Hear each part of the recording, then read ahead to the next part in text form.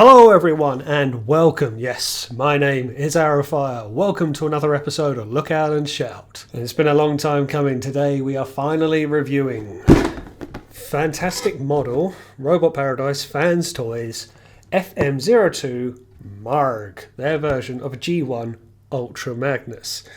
Fantastic model. We're going with this name now. And no, it is not a model kit, although this is what everyone thought when this was shown at TFCon some time ago. Lovely design on the front, somewhat characteristic design, cartoonist style. On the back you have the typical synopsis and also showing Ultra Magnus in his robot form that we know, his truck form, as well as a white prime. This is going to be the special feature. This isn't the first offering of a Masterpiece Ultra Magnus on the market, but this is going to be the first one with a Masterpiece scale and fully articulated inner white prime. And of course you too can pick up your own copy of this figure from Primetime Toyz. And I'll put a link in the description of this video below so you can go to their website and have a look at some of their lovely deals that they've got on. They've also got some sales that happen from time to time, so do be sure to check out that and get yourself a bargain. Okay, what we're going to do that's going to be slightly different is we're going to do the typical review format, but at the very end I'm going to do a comparison between Takara Ultra Magnus, X-Transbot's Commander Stack, and then Fanstoys fantastic models Margh, and try and work out if indeed there is one winner of the three. There's going to be a lot to get through. Let's get into it. And here he is in his robot mode. He's a very, very, very heavy bot. I'm very glad the turntable's still turning. There is obviously a lot of Fanstoys weight and die cast in here. It's a very, very heavy figure. It's effectively two robots in one, and you'll see this more with the white inner prime with the armour that goes over the top of it, making a substantially different robot to the one underneath, the one on the inside. First impressions is he's absolutely gorgeous. He's painted beautifully. I think I've said this before, but maybe one of the best painted Fanstoys figures out there in terms of where to use metallic paint, where to use matte paint. The white even looks nice. It's just got that real premium quality feel, at least as far as the paint goes. It maybe is a little slender in parts, and I'm not totally surprised when it comes to Fanstoys. They are, let's say, guilty of that. They don't make the stockiest of figures always. It depends on the character, and Takara can be guilty of that as well. I don't necessarily think it's a bad thing, but maybe when you get more to comparisons you'll see what I mean. But first impressions, there is a lot of bot here. Not fragile, not flimsy. The only things that really come off in your hands are the missile launchers. They unpeg and peg back on easy enough, just so they don't snap off. But other than that, it's very robust, very heavy, very gorgeous, considering it is, like a Kinder Surprise, two robots in one. Let's get in for a closer look. The typical stoic Magnus look of unimpressed all the time. He has got other faceplates. We'll go into that in a second. Also, it's worth pointing out he comes with interchangeable chest pieces. You could have the window version or flat chest. I'll show you that more in a second, but that's how he comes without the box. But of course, on the inside, you open him up to reveal a certain artifact. I find to do so, you have to get the arms forward and out the way to get the full opening of the outer chest and then the white prime inner chest. It's a lovely chrome-plated matrix. To my knowledge, is this the first matrix that they've done, Fanstoys? No, I think they've done Galvatrons. First one for a while, certainly. And that is very nice. You're like me now, and the amount of years we've been doing this is probably your 10th matrix in your collection at least. But it looks nice enough. It's considerably smaller than his hand, so it will look a bit silly. Might get one finger through the gap in between.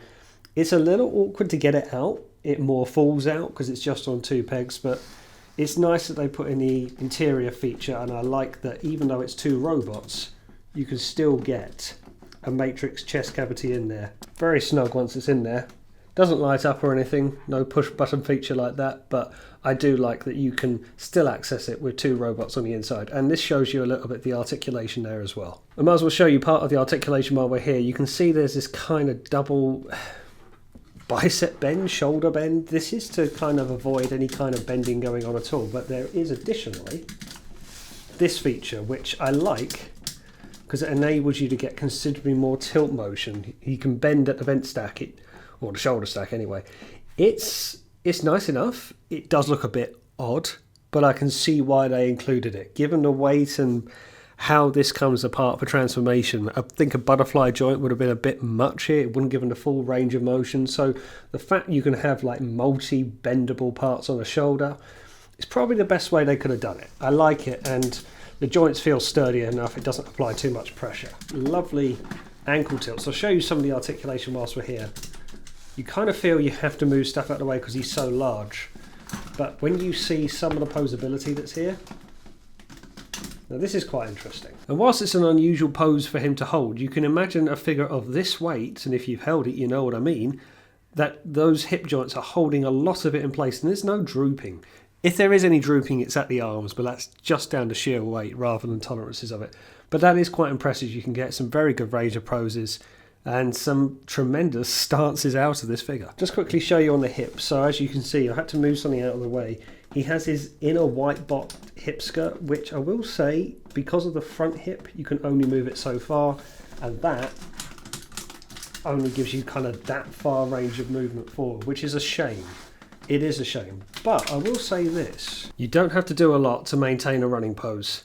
And whilst it's a little bit tricky getting it into position, he will balance on one leg, and he hasn't got to massively shift his weight to do so. Again, testament to the tightness of the joints, tightness in the right areas. It's pretty cool. You can get some very nice running poses. I like the upward head tilt that allows you to do so. Very expressionate, this character.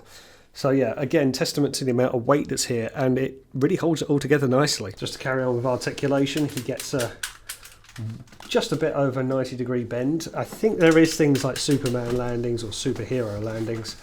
Again, you've seen the ankle tilts. I just feel when it comes to figures like this, there's a lot of weight here. I don't always feel so comfortable getting it into positions, but I have done one or two. There's a lot to house in it.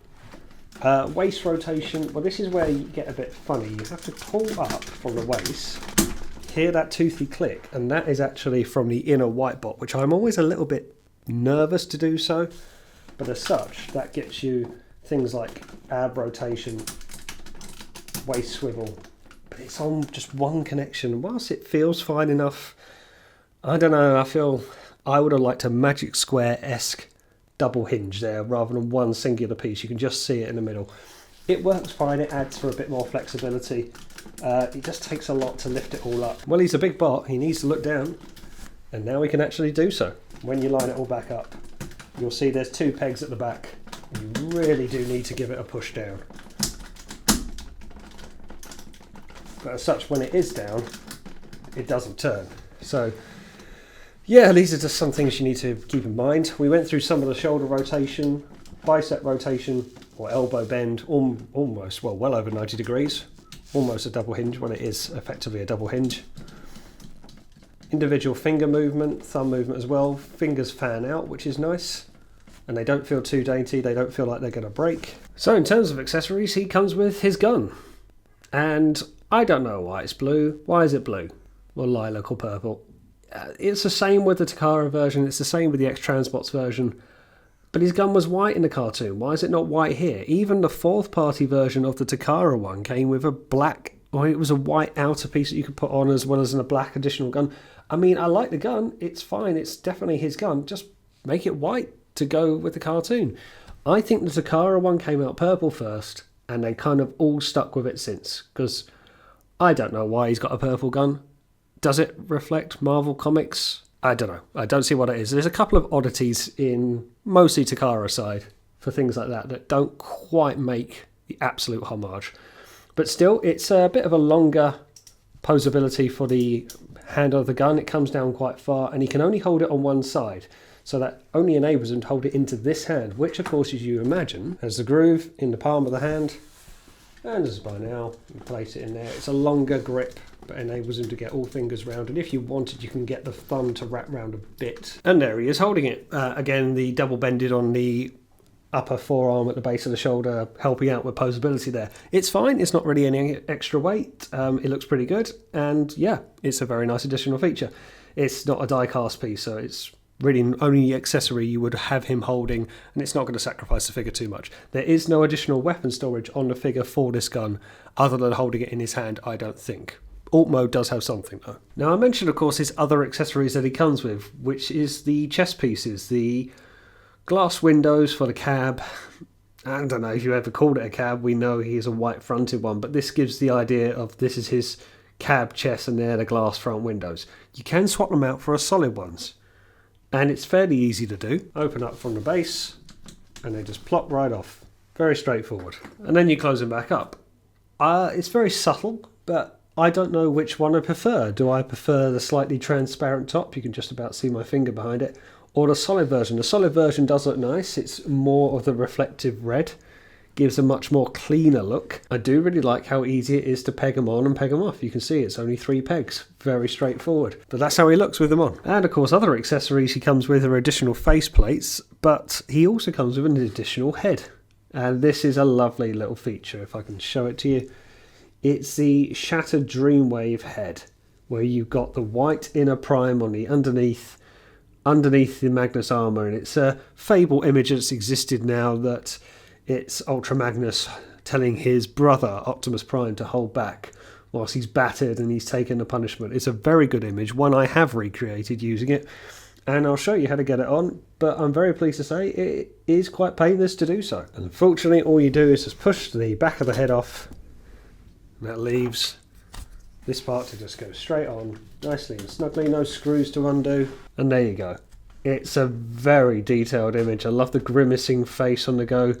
If you want to go complete shattered look, it's a nice feature. They wanted to do it if they were going to do the white inner prime. I guess this is Fanstoys' way of wanting to stand a bit different to the X-Transbots and the Takara offering, doing something that they're not. Now, what I might do is take advantage of the fact that his typical head is here and show you some of the additional faceplates. So it comes with 5 others. So with the bland one that's already on there, we have a shouty face in the top left, we have a very angry face second along, a bit of a grumpy face down there, and then turning around we have a happy Magnus, which doesn't really suit him at all, and then just an open mouth one.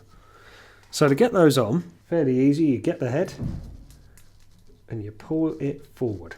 Now additionally, you may have noticed this that comes with it in the box. It's a row, well, it took me a while to work it out, it's a row of visors, it's a row of eyes.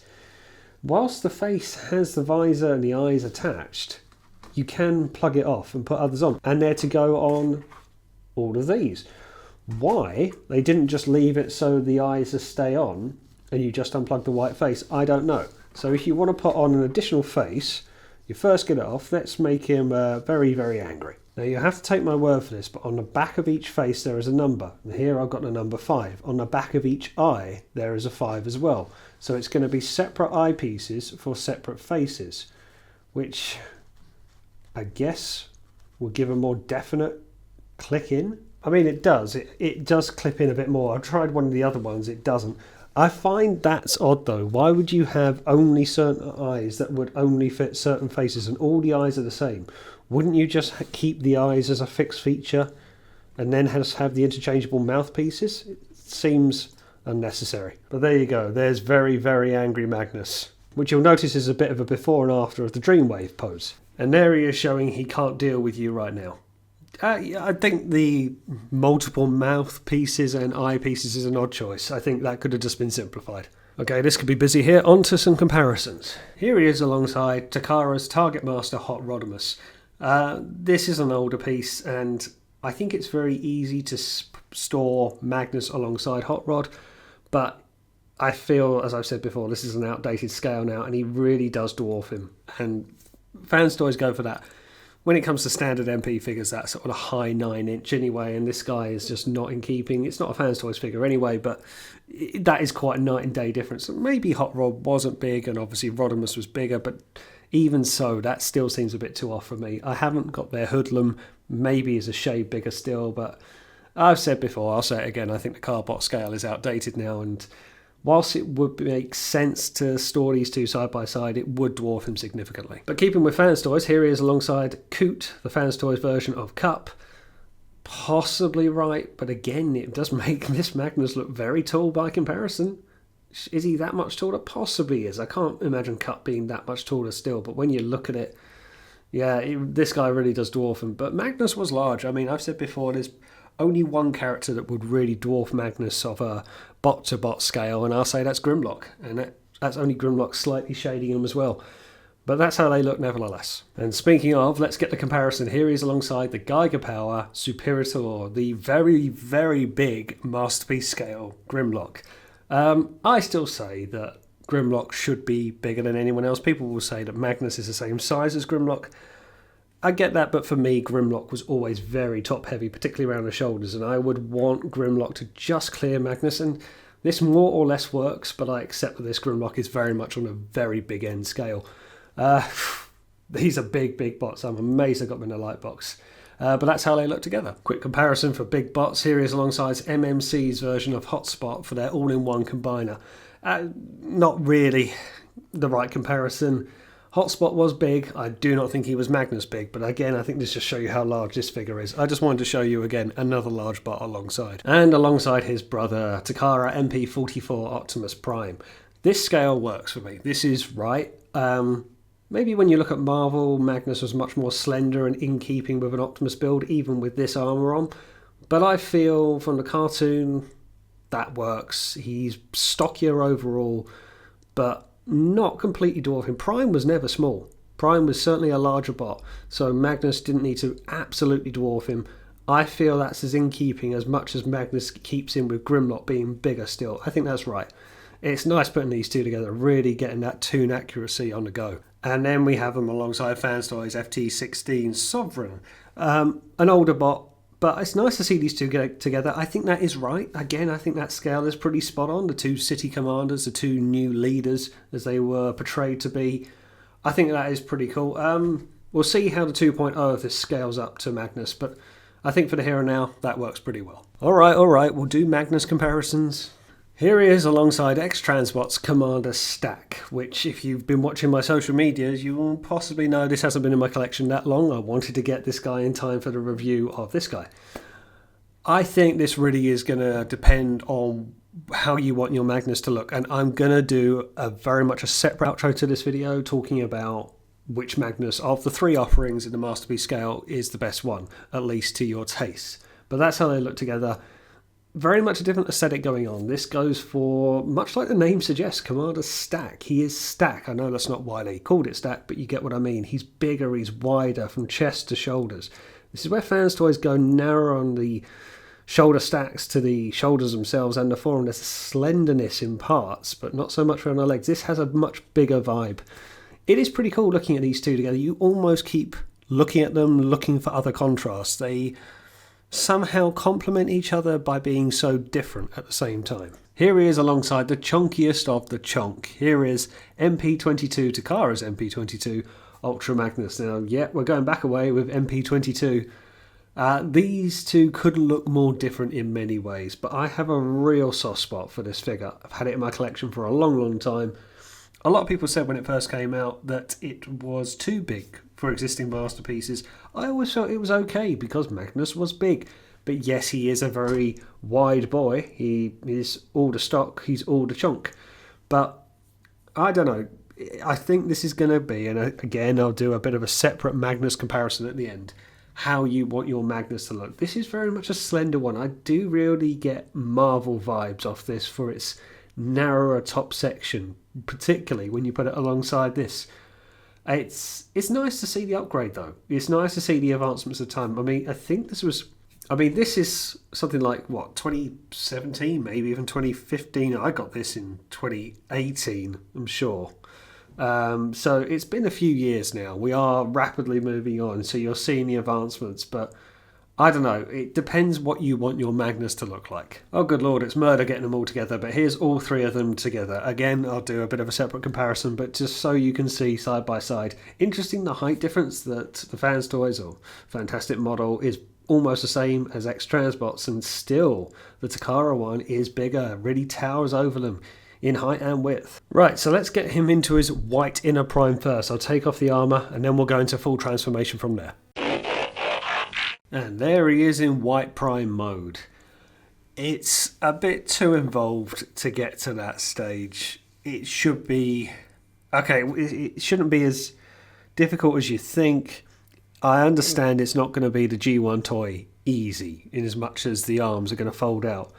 But there's a lot to do there. It's the second time that I've done it now. It does get easier, but there's a lot of steps. And you may see, and I'll show you a bit more if you can't see it, I actually have a tiny bit of chippage on the red paint, which I think has come from part of the transformation. That's probably on me, but you're moving arms into a lot of positions. You're moving a lot of stuff. There's a lot of panels you have to fold in and out. I get it's a trade-off for what they wanted to do and how much of a bot they wanted to give you, but yeah, it's quite involved. It's not a 5-minute job for what should be, but also as well, taking off the armour is quite difficult. But that aside, it is a very nice looking Prime. I don't believe this will make up their Optimus when it comes to it. I can see it being retooled to be Optimus. This is very much to be Dreamwave Ultra Magnus, White Prime, and that is its own character. I can see some tweaks coming. I can't see this vent chest piece staying the same for Optimus, but it's a very square build, which is nice. It proportions well. I'm very pleased to say you didn't have to do any transformation to the legs. It's all about getting the arms out and flipping the head round. The inner bit for where the matrix sits, the inner chest cavity, that's possibly the fiddliest bit. But otherwise, yeah, he stands big, very, very weighty, and a lot of posability too. Let's get in for a closer look. I don't know if you'll see it, but just there is my little bit of paint chippage, which is a shame because it's on one of the few coloured bits, so it's the bits you notice. Yeah, otherwise he looks absolutely fine. He's got the typical blue facepaint going on. I would have liked it if they gave you an alternative to have a pure white face, to be very much like the original toy, just completely white, and of course the Optimus from the Hate Plague, the Return of Optimus Prime, just to give that completely clear off look. But the green accents are lovely, and even as much when you go down to the legs as well, you see on the upper thighs. These are a nice little touch to just rotate in and out.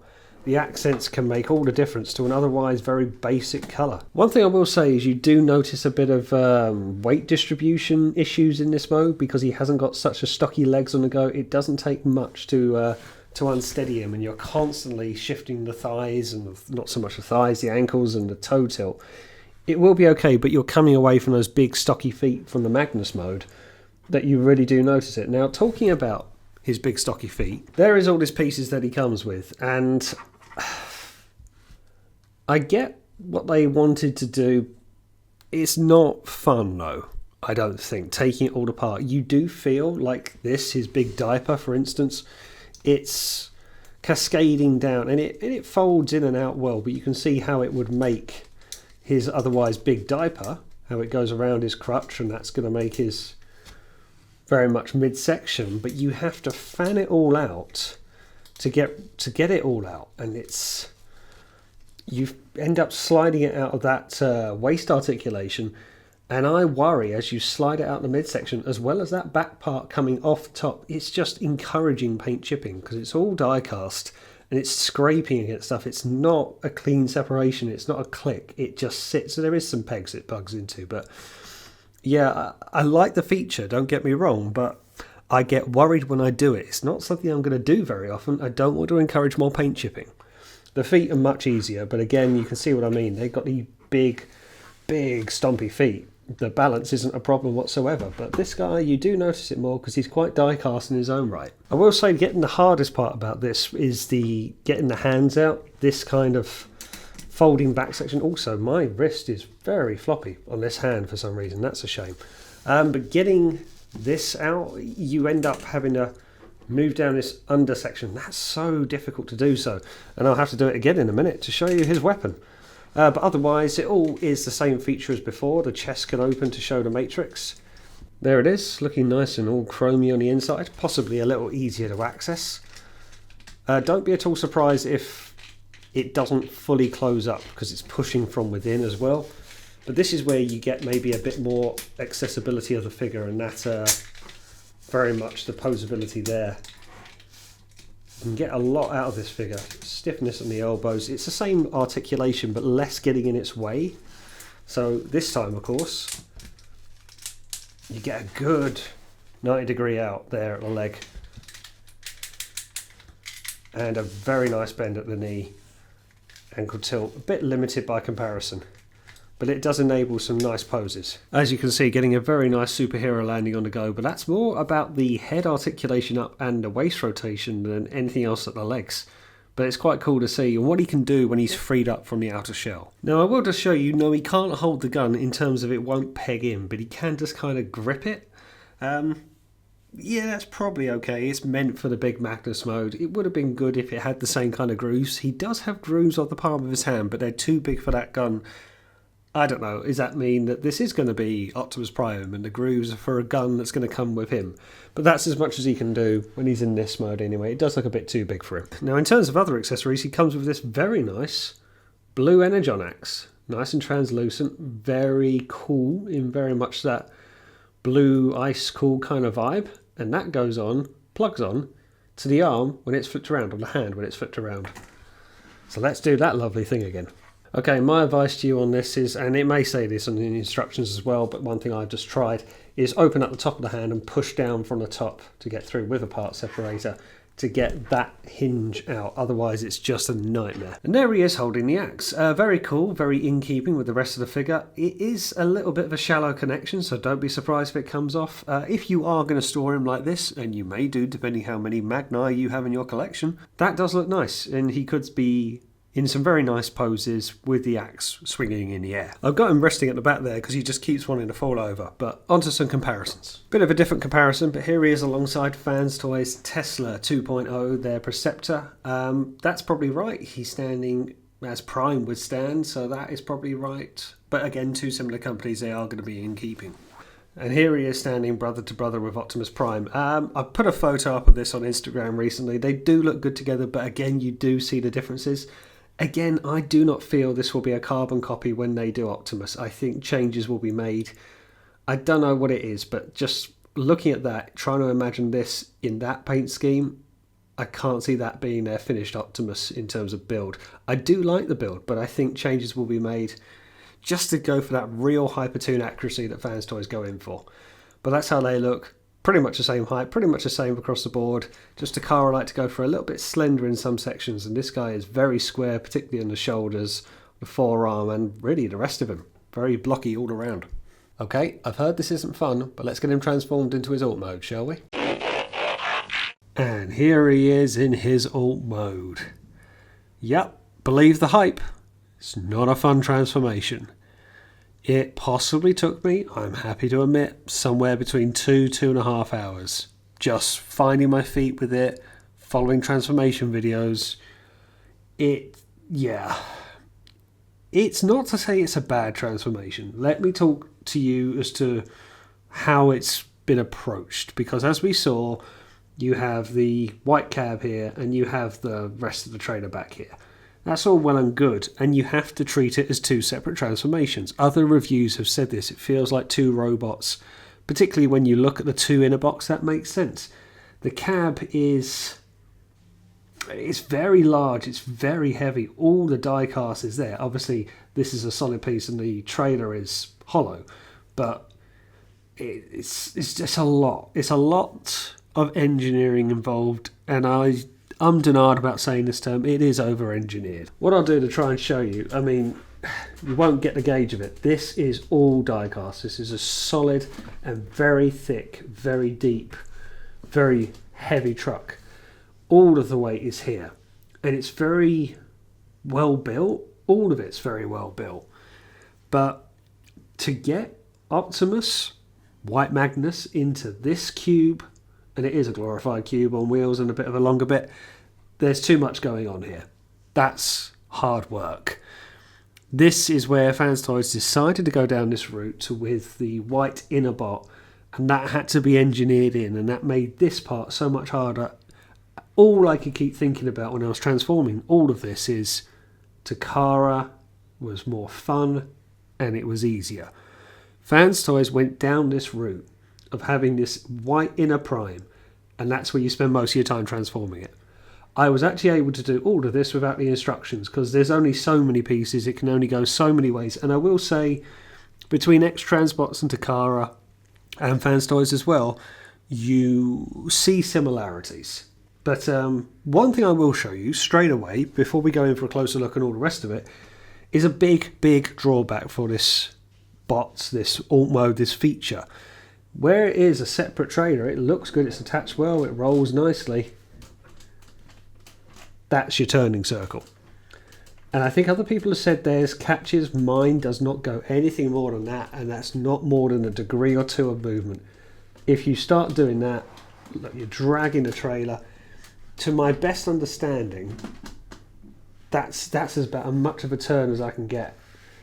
And it's catching on the inner sides here. Let me show you the underneath. To the best that I can work out, the back of the cab is hitting here or here, something like that. There's not enough clearance to get around it. So if you've got the back of the cab hitting here each time, well, it's more or less just driving in a straight line, unless you just kind of have it sitting on top of it.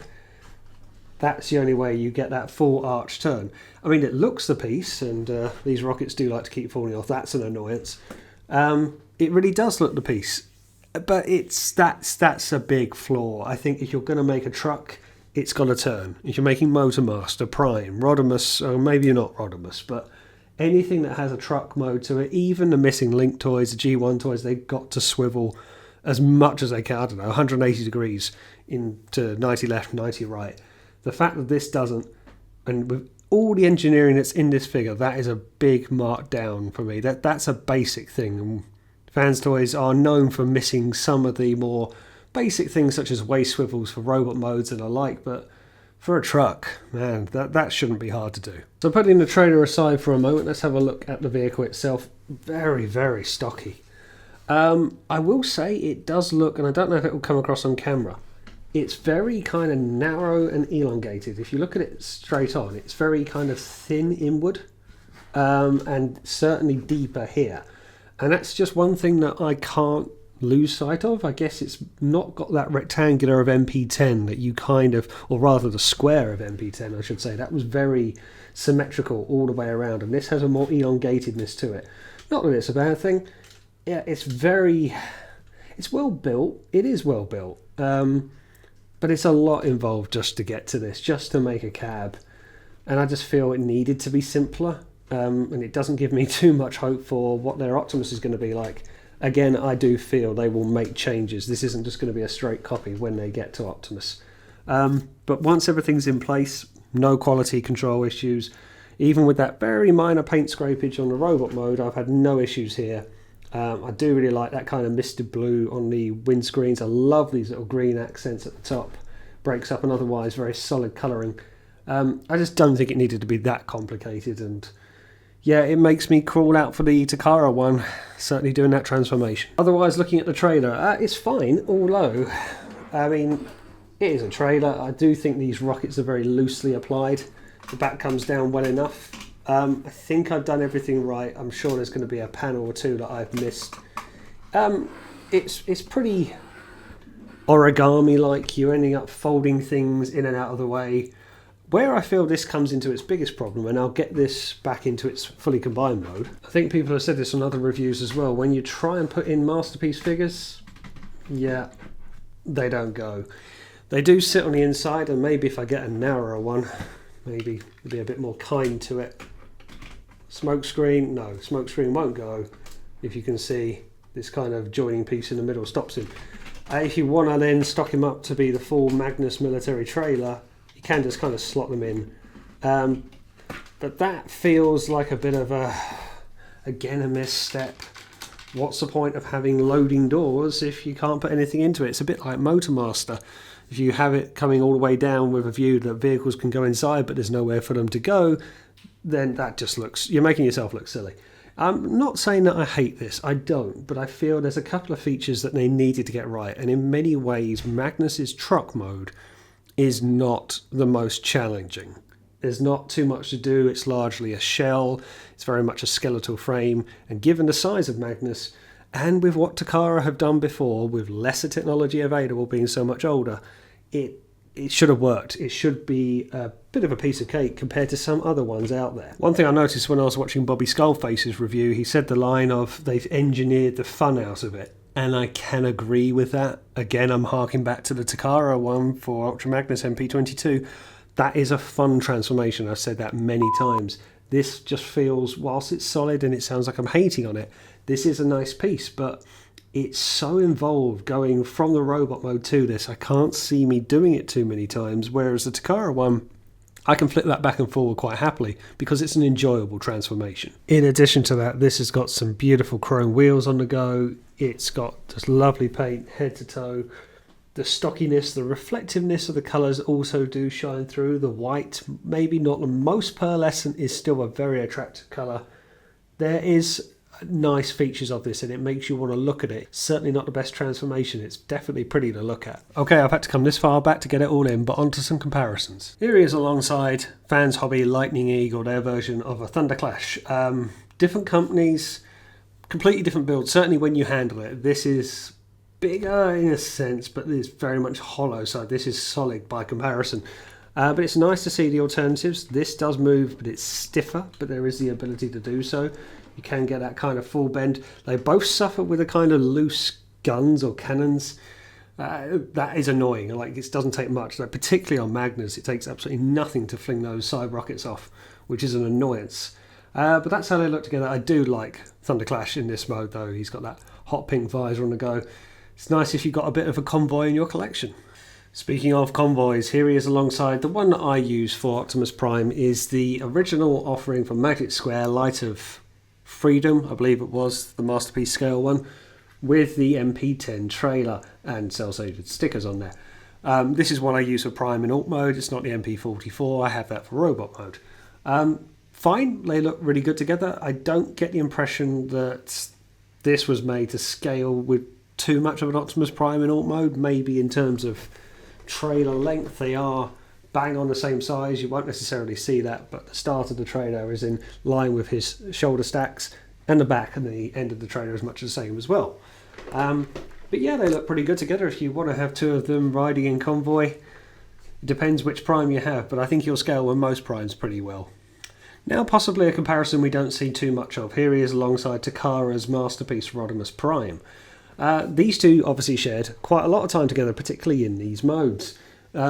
Magnus was always going to be bigger than Hot Rod or Rodimus. I'm not at all surprised in that, but it's quite interesting to see them together. This being Takara, this being Fanstoys.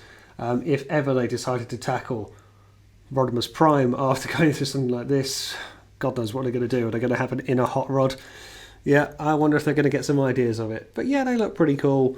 Magnus is obviously bigger, as he should be, but they scale together pretty nicely. And here he is alongside Takara Tomy MP22 Ultra Magnus. And I've said before many times, I've got a real soft spot for this figure. Transforming it, I mean, that took something like 2 to 2.5 hours. This took about 6 minutes. Okay, yes, I've had this in my collection longer. I'm used to it. But there is fun for this. It's a fun transformation. He says he's clipping bits back together. It's enjoyable. This time of Takara, it was a fun time to do transformations. If you look at the Grappling Inferno, you look at this as well. But yeah, doing the comparisons, all I could keep thinking about when I was transforming this guy is Takara's was better. The transformation was more fun. This is a hollow shell with really made up of 4 panels. This is considerably dense by comparison. But then Takara hasn't got the inner white prime. It's your trade-off. But then again, you can get trucks through the back of the door. Yeah, you know, it's... I don't know. In some ways it feels like trying too hard. And this is where I feel over-engineering does come into play. I have a soft spot for this. And if you're talking about transformations, and we'll do a sort of final comparison of the 3 at the end, I feel this guy takes it. Even if the alt modes don't look, there's like a whole lot between them to separate it. There's really not a lot in it other than, say, the paint job. And another ball ache of a transformation. And now the battle of the frustrating transformations. Here he is alongside X-Transbot's Commander Stack. And yes, I know I haven't fully transformed things properly. This took me about 3 hours, and I'm doing it for a comparison. I'm not even reviewing it, but wow, this was hard work. And I don't think that comes as a surprise. I can't get the over-engineering behind it. There's things where, okay, this is all one piece and all of this belongs in the robot, so there's no separate inner white prime, separate white cab, but that cab is frustrating to put together. But the unfolding you have to do with the rest of the trailer in this mode is just unnecessarily difficult, even though they all three of these Masterpiece offerings, and they use Masterpiece in the loosest possible sense, they all have similarities to them, but very complex on the cab, easier on the trailer. Fiddly on the front end, but harder at the back, getting stuff into position, like folding this out, when to do things. I get the idea that maybe you do it more and more, it will be easier, but just not fun, just hard work. And X-Transbot's doing X-Transbot things. Maybe the same can be said of Fanstoys. But the thing is, when you put all three together, can you tell the difference, and does one outdo the other? I really am not sure. I feel, obviously, for those who aren't knowing, this is who they are on here. You have on the left, you've got Takara. In the middle, you have X-Transbots. Far right, you have Fantastic Model or Fanstoys. They all have similarities to them, but what is it that you really want? And I think this is really what it's going to come down to. I think the Takara one, by comparison, is showing its age. It doesn't look as glossy, it doesn't look as shiny. The things like these frustrating missiles that like to keep falling off have got a gorgeous red metallic paint, almost chrome to them, which of course these just look like rubber on the Takara one. But as I say, you can just you can roll on the Masterpiece carbots on here with no problem at all, and this is a doddle to assemble. By comparison, these two are not. It really says to me, what do you want? We kind of have three stages of Masterpiece here. Do you want a Masterpiece that's fun that you can flip back and forward? Do you not want to pay top dollar high-end Masterpiece, but you still want a Masterpiece Ultra Magnus? Or do you want the cream of the crop in terms of paint and stockiness, build, and all the rest of it? But maybe there's a trade-off on the way. And it depends what you want, because they all do things that the other doesn't do. And again, please imagine that this is fully transformed properly. I don't want to do that again if I have to. It is good to get all three together, but the thing I keep thinking about when they're all together, they're much of a muchness. There isn't a clear winner. In this mode, and with the transformation taken into account, I don't think there is one outright winner. So what is my view on Margh Simpson? It is something to behold, something really to be impressed by.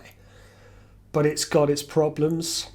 And other reviews have said this as well. The good parts about it straight away is the paint. It is typical high-end Fanstoys. Yes, it is Fanstoys.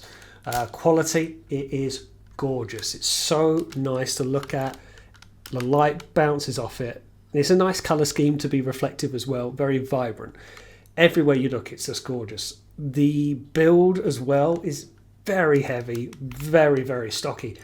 And whilst I'll get onto the transformation fully in a minute, it's a bit of an involved transformation, it doesn't feel like it's going to break on you. I will say I don't have any QC problems. I mean, maybe there is a little bit loose bicep rotation compared to some other parts of it, but everything is very well built, very solid. You do feel like you're getting heft and quality for it, and you should do for what you're paying for it. The inner prime is a good feature. I think it gives it problems. Fanstoys decided to want to be different and to give the inner white prime.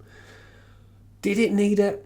I don't think so. I think they could have worked around it, but it's a homage to the toy and certainly bringing in the Dreamwave elements, which is appreciated, but I think that shackles the figure to what they could do. The fact it's got this level of articulation for both the inner prime and the fully combined Ultra Magnus that we know, it really is testament to the engineering.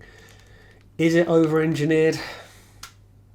Possibly. I think as soon as they went into the white prime, they gave themselves a lot to do. The transformation, just getting it to and from, there's a lot more to do than you would expect that you have to do. It's very challenging just to make the white cab, which should be a fairly straightforward transformation from a fairly tried and tested Optimus design. It feels in elements, re-engineering and over-engineering and reinventing the wheel, things like that. The accessories are really nice. The gun is great. It's the same as all the others. I don't know why it's purple, but it is. The missiles, they're lovely to look at, even though they are a bit of a nightmare, but I'll get into some negative points in a minute. I love the additional Dreamwave head with the shattered face to create that image that's become a staple now. I think that's really, really cool. I like the additional heads. I don't think it needed individual eyepieces to match up with the faceplates. I think that could have been simplified. It's a real 50-50. I like what it does, but I feel it does it the hard way, if that makes sense. And again, as I say, the articulation, there is a lot of posability here. That is a positive into a negative as well. Some of the bends and the elbows and the knees and the ankle tilt is fabulous. The waist articulation, the hips, the ab crunch, it's there, but what you have to do to get to it, I feel like we've had this discussion with Fanstoys before. They either don't do it or barely do it, and they don't do it as well as Magic Square do. I mean, that's the thing. Just take a page out of their book. They can do it, their masterpiece figures. It doesn't feel fabulous, and I feel it's a mark against figures that can otherwise pose really well, and such a key ingredient nowadays with masterpiece figures is the ab crunch, is the waist articulation, and it doesn't hit that home run there. Bad points, what have we got? The transformation, yeah, it's pretty hell. It's not fabulous. As I said, it's not one that I enjoy flipping back and forward. It's not a good puzzle. It feels well attached and well built. It's well constructed, it's just not fun. It's not an enjoyable step-by-step process. And when it's done, you do have to take a bit of a break. It's very, very involved. As I say, it took me about 2 to 2.5 hours to do it. And that was on my first attempt, so it's naturally going to be slower. When I transformed it back, things got a little easier. It's fresh in my mind. But I don't know. It's not one that you relish transforming. Again, the problem being the inner white prime being as much of a hindrance as it is a nice additional feature. The alt mode movement for the trucks, that's a big mark against this. I think the fact that it can't turn fully, and if people have managed to work it out, fine. I know other reviewers have had problems with barely getting any articulation or movement of the cab. I haven't been able to get any movement of it. It just moves in a straight line front and back. It's pretty simple for what is a truck. It's got very limited movement anyway. What you can do with a truck, you should be able to turn it left and right. You should be able to open rear doors up and down. That's kind of it. Maybe you can open cab doors, but what else can you do with a truck? So I feel that should be the thing that you do right. It's again similar to the waist articulation. There's kind of your basics that you need to hit, things you need to do. If you're going to do a truck, movement of the cab to the trailer is going to be something you've got to tick off. Price point. This is something I'm going to get into when I do a bit of a comparison of all three at the end. This is a lot of money. I don't feel any figure outside of Titan or Combiner should cost north of £200. I feel this is asking for a lot of money for it. I feel this being over £200 is a bit of an ask for what you're getting. Yes, you're effectively getting two robots in one, and it is very nicely painted and it's got all the nice accessories, but it's a lot of money still, and I feel Fanstoys do like to launch around that £200 price point. Unable to load masterpiece cars on the back of it, yeah, that's a bit of a shame. It's a minor nitpick, but the fact that they can't fully drive on and you have to kind of shove them in on the side unless you're dealing with the likes of Cliff Jumper, yeah, it's annoying. It is what it is. The missiles as well, that's annoying me. That annoys me more in alt mode. They just fall off a lot. I get they're not on there to break, and unlike X-Transbots and Takara, they are not on any moving hinges, so better to fall off than break off. I'm fine with that, but the amount of times in alt mode I barely brush past it and these things just pop away. I sound like I'm hating on this figure. I do really like it for what it does, but it has also got accompanying bad points for its good points. The good points do a really good job. The bad points just come in tow with its successes. It's a victim of its own success in many ways. Okay, let's try and do a comparison of all three Masterpiece offerings. Good lord, this is busy. Takara Masterpiece MP22 Ultra Magnus, Fanstoys fantastic model FM-02 Margh, X-Transbots Commander Stack. So I'll start by saying, as I said at the start of the video, Takara I have a soft spot for. I've had it in my collection for a long time. I still feel it does a good job. Yes, it has a butt flap. You'll probably know what I mean. It certainly just hangs off the back of it unless you have the fourth party version. But it's fun to transform. That's when transformation was fun. That's when they decided to just think a little differently, and modern day Takara stuff is nowhere near as fun as this was. It is showing its age, and as I said in the comparison, sometimes it can look a little bit basic to be a masterpiece. I get that. No question that Margh looks the prettiest of the three. He is this gorgeous paint scheme. He looks fantastic. It looks good in all modes. It looks pretty in all modes. It's got that great sculpting. There is good sculpting. The proportions are really nice. If they are a bit slender for me at the top, I do like the chunkier Magnus of Takara, but he is quite slender and nice at the front as well. For me, I like my Magnus to be of a stocky build, a stocky character, and I feel X-Transbot does that as well, while still having a bit of toon slenderness on the go. The transformation on all three, well, Takara wins that one hands down. These two have hard transformations. X-Transbot's transformation is really difficult, and typical frustration with X-Transbots, it's harder to do so. Kind of can't justify it because it hasn't got the inner white prime or the cab. At least Margh has got that going for it to kind of justify it a little bit. However, they're both frustrating. I will say though, Commander Stack, I do like him for getting him in hand in comparison to the other two. There is a toon accuracy here. I still feel this is going to be in contention for some people's collections. If people have got this and don't necessarily want to pay for the upgrade, I can understand that when you get all three of them together. I don't know if there is a definitive winner. I do like the Takara one. I like what it's done for many, many years. But I do consider these real contenders, but I don't necessarily know, particularly when you look at the transformations and they all have elements of each other. Does one completely blow the others out of the water? Another thing I want to mention is the guns. So I've got all three of them here. The Takara one first is the most basic, if you like. It's fine. Again, I don't know why it's purple. It's just purple with a white handle. Interestingly, X-Transbots has got the nicest reflective paint scheme that arguably doesn't match the bot, but that looks really nice. Nice nevertheless. And the Fanstoys one, fantastic model, is just solid purple, even the handle. It comes just that bit of a long way down, but it's quite interesting when you get all three together to see the routes that one company's gone down and the other one hasn't chosen. And I think that's just reflected in all the bots. They all have aimed for slightly different things. And really, I don't think there is a final definition that I can give you. I don't think there is one outstanding feature to this. The X-Transbots one is nice enough and doesn't have that real high-end price. The Margh is looking the prettiest, has that typical Fanstoys quality, but my God, is it expensive. And Takara, well, it still commands a fair price. It's been out for a while, but is starting to show its age, but arguably has some ease to it. Really, it comes down to who you want in your collection. And based on this, I give this guy 4 Rodimus Star Badges. It really does a good job despite its flaws and its annoyances. And I think that's really all it is, it's annoyances. What it does well, it does really, really well. The build is lovely, the paint is great, and I'm not going to transform this back and forward all the time, but my God, it looks good, and it's going to look great on all your collections. It just depends. Do you need 3 Ultra Magnuses? Well, unless your name is Borders, dude, you probably don't. One's probably going to be sacrificed, and I think Takara is going to bear the brunt of that. It is really good. It's nice to have. I don't know if it takes the crown outright, but it's going to be down to individual tastes. But what it does really well with that typical high-end Fanstoys quality. And there we go. That is my review on Fantastic Models FM-02 Margh, their version of G1 Ultra Magnus. I'll stick some photos up at the end. Thanks for watching. Don't forget to like, share, and hit that subscribe button, because I will see you on the next one.